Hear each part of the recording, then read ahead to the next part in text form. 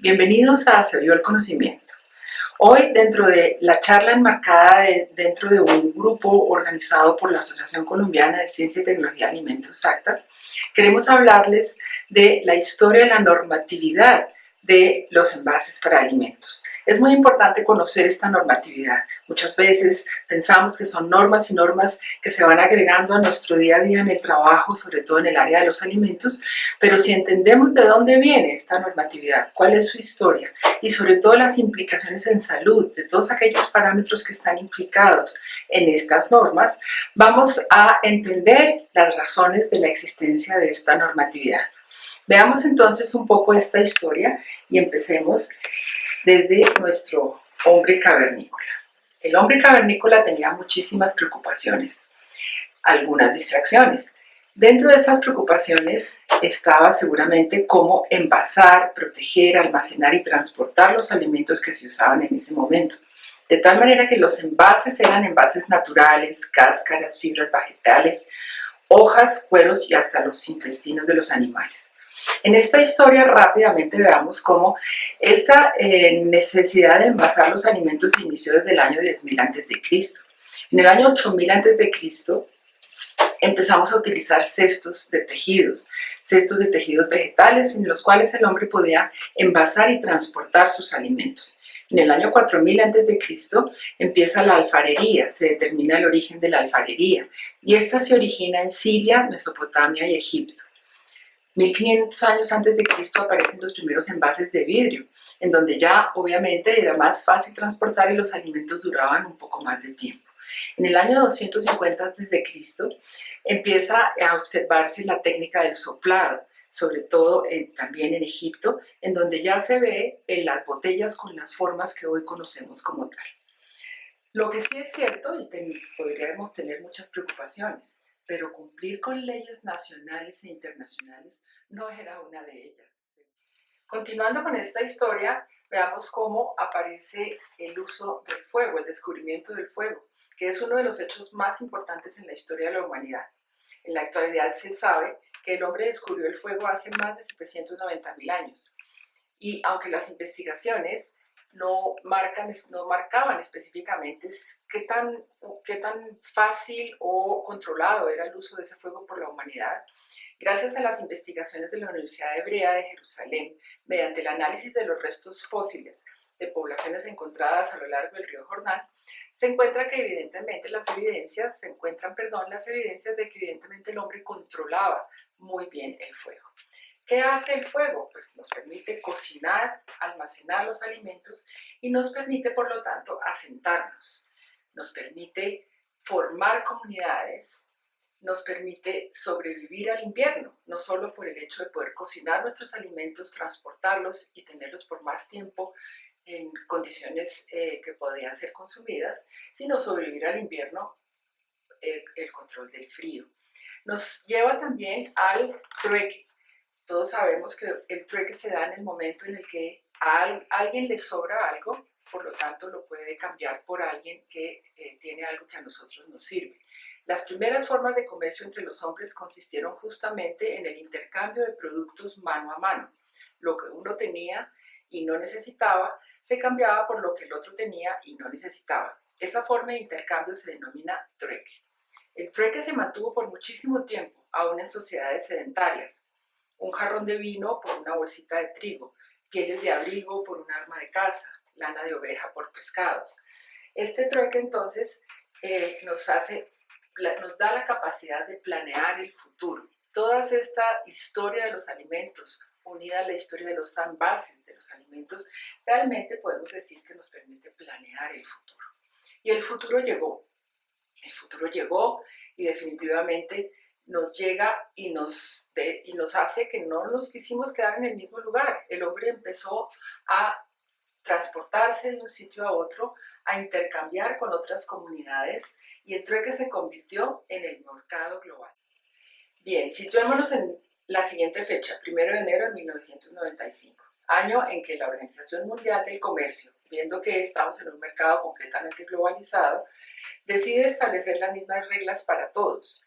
Y dentro del marco de nuestra charla, decide encontrar una forma de acordar la aplicación de medidas sanitarias y fitosanitarias para todos los países miembros de la Organización Mundial del Comercio.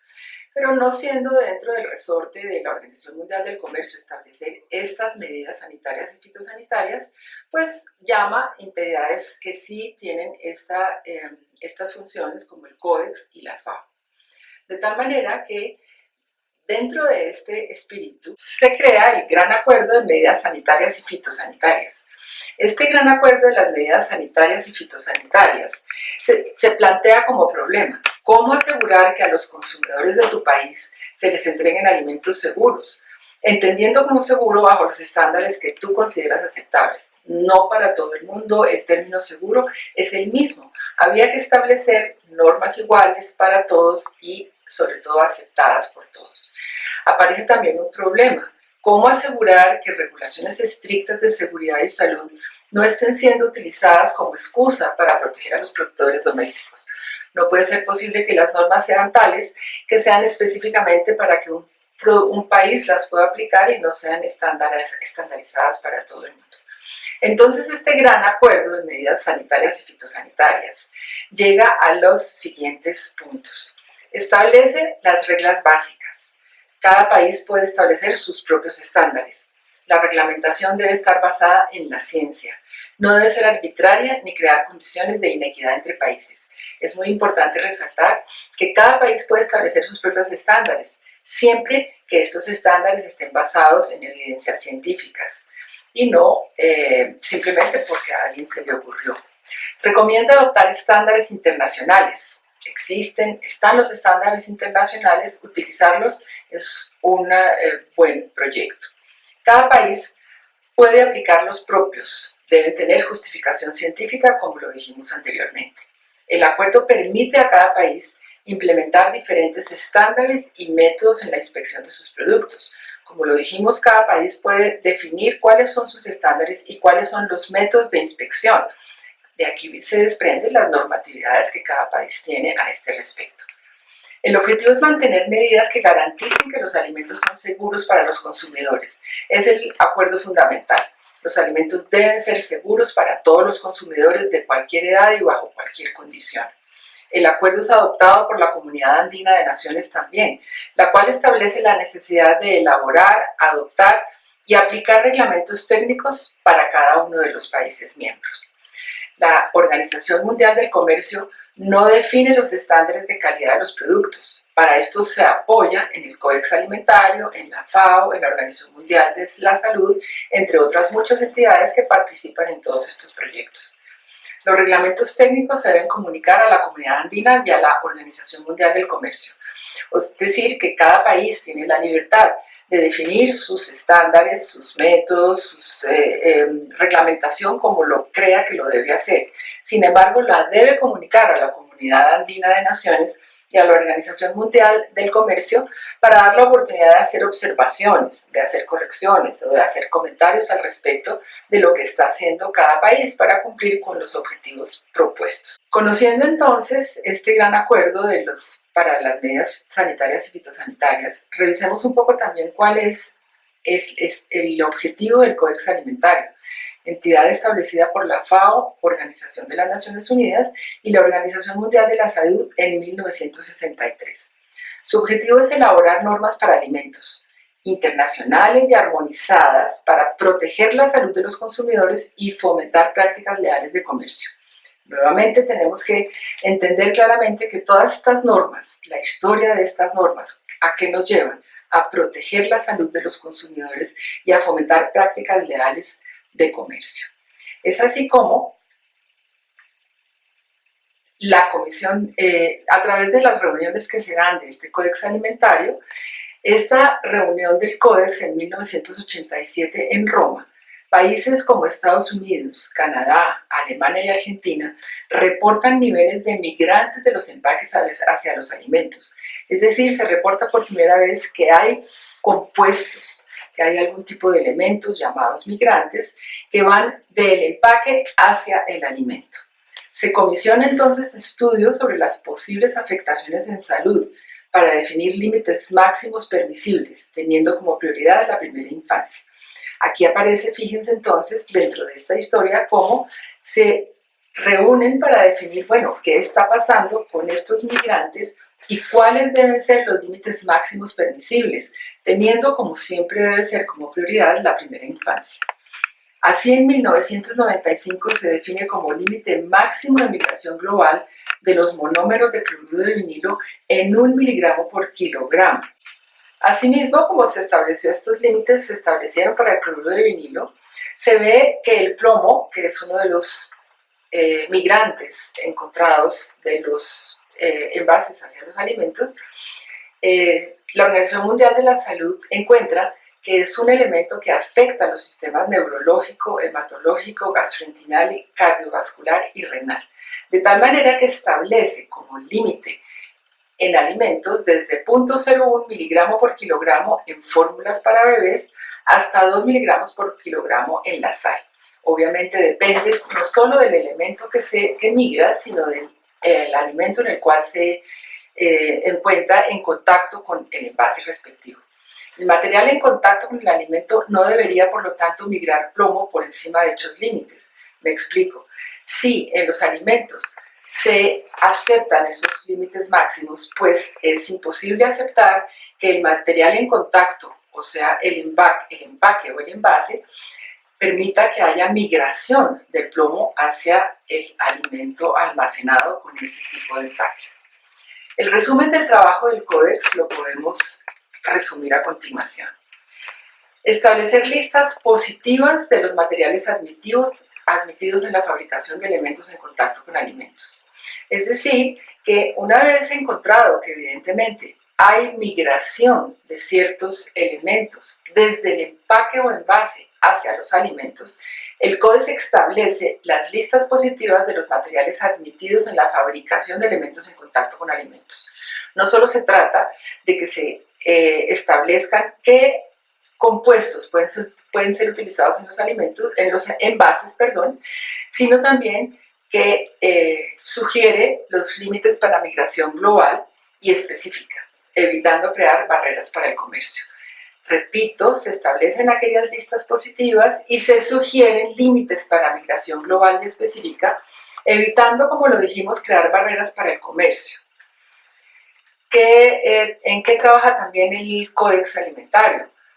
Acuerdan simulantes y métodos para el análisis de migración global y específica. Es decir, que se empiezan a establecer todas las normas, la normatividad de la cual hemos dicho que queremos saber de dónde surge. Aquí está. ¿Se acuerdan entonces los métodos de cómo van a ser hechos los análisis de migración global y específica? Y se acuerdan cuáles son los simulantes para llevar a cabo estos análisis. El Códex Alimentario también establece que cada país define sus propios límites, pero que estos deben estar basados en la ciencia. Se hacen sugerencias como el límite máximo de migración global, que debe ser de 10 miligramos por kilogramo, o si se define en forma distinta como 10 miligramos en decímetro cuadrado. Este límite es bastante más estricto que los que tenemos en Colombia. Se define también la migración específica. Dicen, se debe establecer según la incidencia en salud y teniendo en cuenta los límites máximos por elemento, establecidos por el Códex para cada tipo de alimento. Así entonces el Códex nos lleva a que tenemos una serie de estándares sugeridos, de métodos sugeridos, de normatividad sugerida. ¿Qué pasa en Colombia? En Colombia se establece y se comunican reglamentos técnicos a la Organización Mundial del Comercio y a la Comunidad Andina de Naciones, aplicados a todo aquello que se comercialice en el territorio nacional.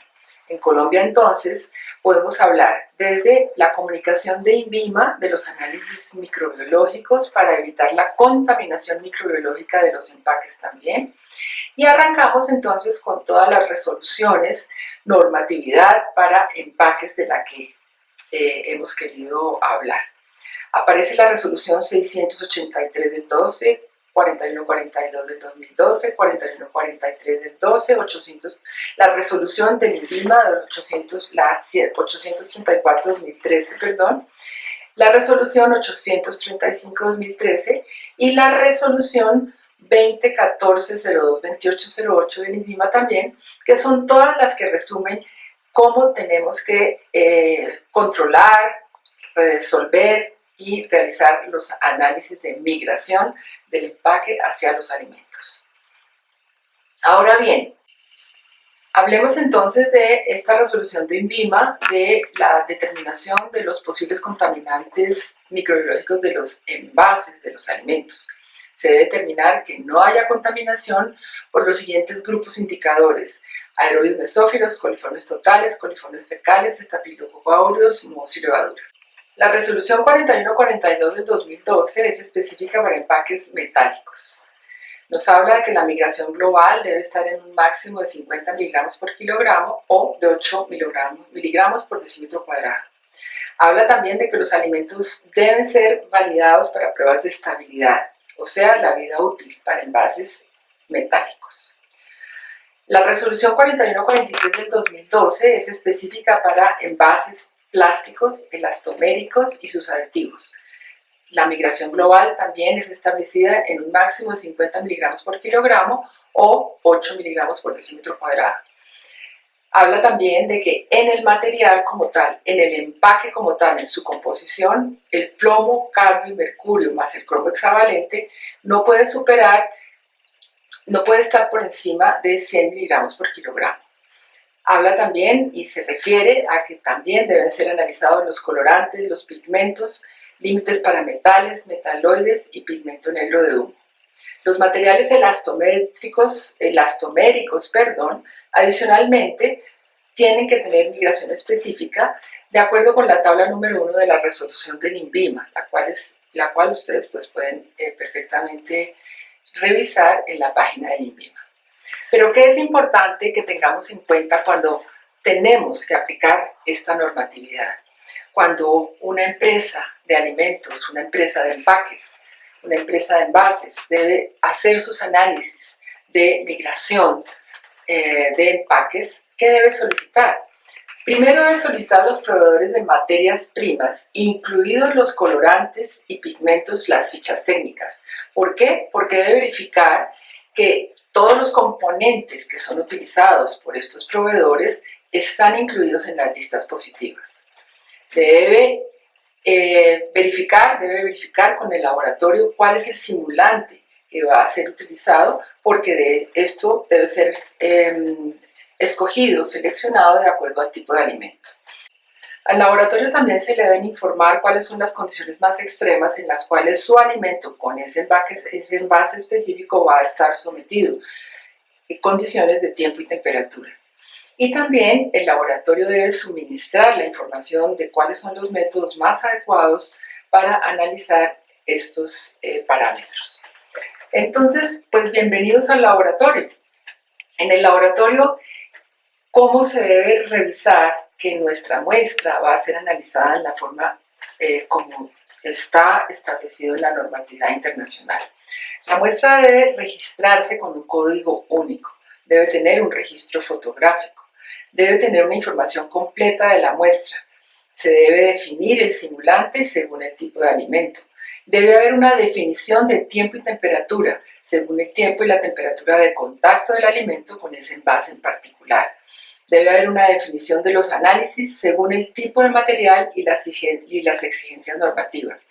Aquí hemos hablado de que es según las fichas técnicas que yo les suministro al laboratorio para que en conjunto se definan cuáles son los análisis que deben ser realizados. Una vez en el laboratorio, veamos algunos ejemplos muy sencillos. Hablemos de migración global, que es obligatoria para todo tipo de envase o empaque. Veamos un ejemplo en el cual trabajemos con un envase plástico en el cual está siendo almacenada una bebida no alcohólica. Así, a una bebida no alcohólica, envase plástico, el simulante seleccionado es el simulante A, y esto pues se puede verificar en las resoluciones del INVIMA. De acuerdo con estas mismas tablas que están establecidas en la resolución del INVIMA, vamos entonces a seleccionar el tiempo y la temperatura a la cual va a ser realizada este análisis de migración global. Se van a dejar entonces por 10 días a 70 grados centígrados. Para cada ensayo se debe correr un blanco, obviamente. Veamos algunos resultados.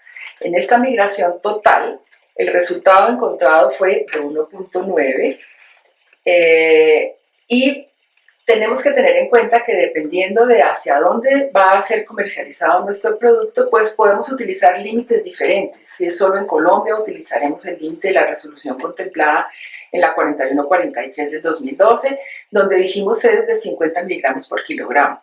En el Mercosur este no está establecido. Y tenemos una cosa muy importante que no había sido mencionada, y es que debemos verificar los límites de detección de la técnica o método que va a ser utilizado en el laboratorio. Porque si vamos a detectar cantidades mínimas de migración, pues obviamente el límite debe corresponder a esta sensibilidad de los límites establecidos. En el caso de estos, veamos rápidamente, se analizaron el plomo, cadmio, mercurio y cromo hexavalente, en donde vemos que no fue detectable y en donde los límites de detección de la técnica pues están de acuerdo con los límites de la resolución. Veamos otro ejemplo. El ejemplo muy importante y que se trabaja muchísimo, y es el de los incentivos promocionales. Los incentivos promocionales como este es un incentivo que tiene una composición que tiene colorantes, tiene tintas, tiene elementos plásticos, de tal manera que este simulante debe ser almacenado, puesto en contacto con el simulante D, ya que el alimento es un chocolate. Se almacena obviamente en alimentos cerrados, en sistemas cerrados, con migración corregida. ¿Cuánto tiempo y a qué temperatura? 10 días, 40 grados centígrados. En las tablas de INVIMA, repito, pues se establece que evidentemente lo que nos vayan a hacer sea lo que corresponde. Aquí entonces veamos qué pasa si un niño, como es al que va dirigido este tipo de alimentos, consume este chocolate, en donde el incentivo no ha sido analizado con respecto a cuáles son todas las implicaciones en salud de los parámetros que deben ser analizados. El plomo, que es uno de los que debe ser analizado, veamos cuáles son sus implicaciones en salud. Se acumula en el organismo, alcanza el cerebro, hígado, riñones, huesos y dientes, genera muy bajos IQs y problemas de desarrollo. Pero Sofía, que digamos es el nombre de la niña que está comiéndose su chocolate, sigue aterrada porque no sabe si además puede haber migrado mercurio. Hay una información muy importante que ustedes pueden revisar en la bibliografía, que es el caso de Minamata en Japón, de la contaminación con mercurio de la población, en donde es aterrador ver lo que es capaz de hacer este metal pesado. Actúa en sistema inmune, sistema nervioso, tiene efectos teratogénicos. La pobre Sofía consume su alimento, consume su chocolate y no sabe si adicionalmente tiene cadmio.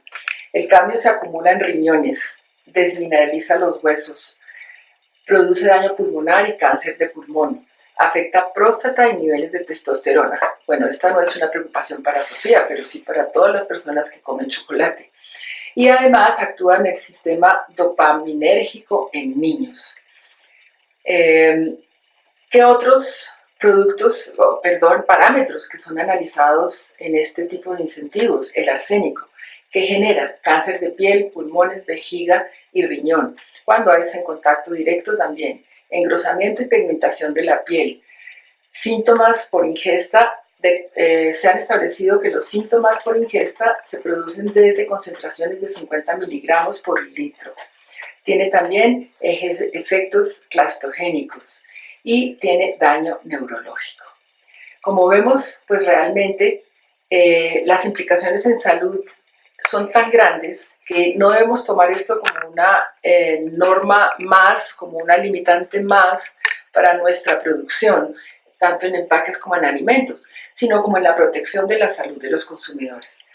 Veamos cómo únicamente hasta el 2014 en la BBC nos aparece una alerta. La comunidad científica levanta alarmas sobre el riesgo de los químicos utilizados en la fabricación de los empaques para alimentos. Esto no es cuento chino, es algo que se está dando cada vez más en los estudios científicos.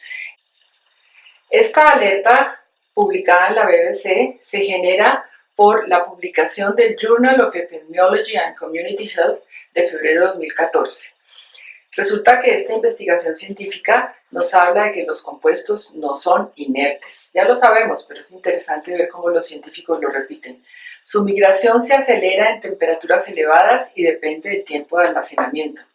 Los consumidores, están expuestos de manera crónica a bajas concentraciones de químicos sintéticos o no durante toda su vida. Por lo tanto, ¿por qué aumentar esta exposición a través de la migración de los envases de los alimentos hacia los alimentos que consumimos?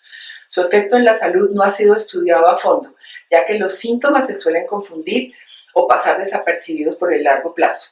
No son, como vimos en todas las sintomatologías anteriores de todos los metales pesados, no son acciones inmediatas. Se confunden entonces con otro tipo de sintomatología porque aparecen a muy largo plazo. ¿Qué nos habla también? ¿De qué más nos habla esta investigación científica?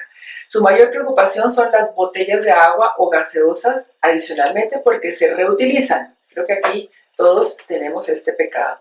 Los efectos en salud, argumentan, puede ir desde síntomas agudos y de fácil tratamiento hasta el desarrollo de enfermedades autoinmunes como el cáncer o daños en el sistema nervioso central, especialmente en bebés y en niños.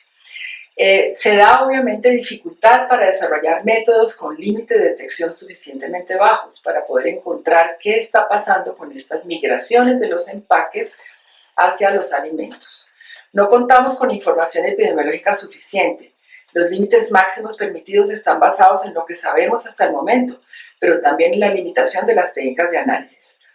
Es, por lo tanto, entonces, vital crear conciencia sobre la importancia y los riesgos que estos elementos migrantes de los empaques hacia los alimentos tienen. Entendiendo la historia de esta normatividad, que no salió de la manga, sino que viene siendo dada a través de todos los estudios que hay hasta la fecha, pues entendemos que es importante realizarlos. Creemos conciencia en este tema. Muchas gracias por su atención y por visitar nuestra página.